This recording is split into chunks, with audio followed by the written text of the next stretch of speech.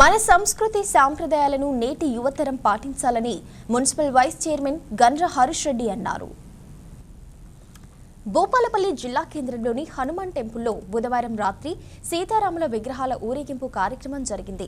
ఈ కార్యక్రమంలో municipal vice chairman Gandra Harish Reddy పాల్గొని విగ్రహాలను తీసుకొచ్చి ఊరేగింపును ప్రారంభించారు.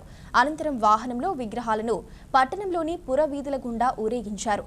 రామనామస్మరణతో వీధులన్నీ మారుమోగిపోయాయి. ఈ కార్యక్రమంలో భక్తులు, ప్రజలు, నాయకులు పాల్గొన్నారు. లోక కళ్యాణం కోసం జరిగేటువంటి శ్రీరామనవమి కార్యక్రమం భూపాలపల్లి హనుమాన్ గుడిలో అంగరంగ వైభవంగా జరిగింది.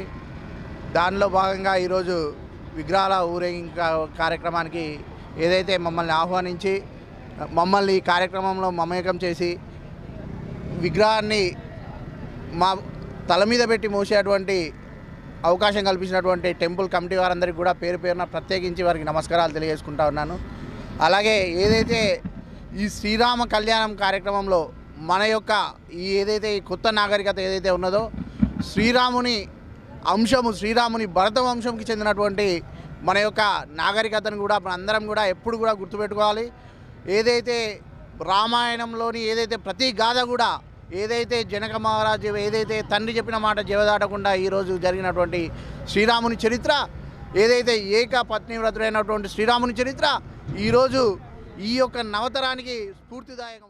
స్థానికంగా ఉండబడేటువంటి మన దేవాలయ అభివృద్ధి కమిటీ మరియు ఈవో గారు, ఆలయంలో ఉండబడేటువంటి పెద్దలందరి సహాయ సహకారాల చేత అంగరంగ వైభవంగా కళ్యాణం జరపబడ్డది. ఇప్పుడు సాయంకాలం ఈ గ్రామమంతా క్షేమంగా ఉండాలి, ఈ ఊరంతా క్షేమంగా ఉండాలి, పట్టణమంతా క్షేమంగా ఉండాలి, శ్రీరామచంద్రుడు జయశంకర్ జిల్లా అంతా కూడా క్షేమంగా ఉండాలని ఈరోజు సీతారామచంద్ర స్వామి వారి విగ్రహాలను, రాముడు, లక్ష్మణుడు, సీత, ఆంజనేయ స్వామి విగ్రహాలను మేళతాళాల మధ్యలో ఆంజనేయ స్వామి భక్తులు మరియు పుర ప్రముఖుల మధ్యలో స్వామివారి యొక్క విగ్రహాలను ఊరేగింపు చేయడం జరిగింది.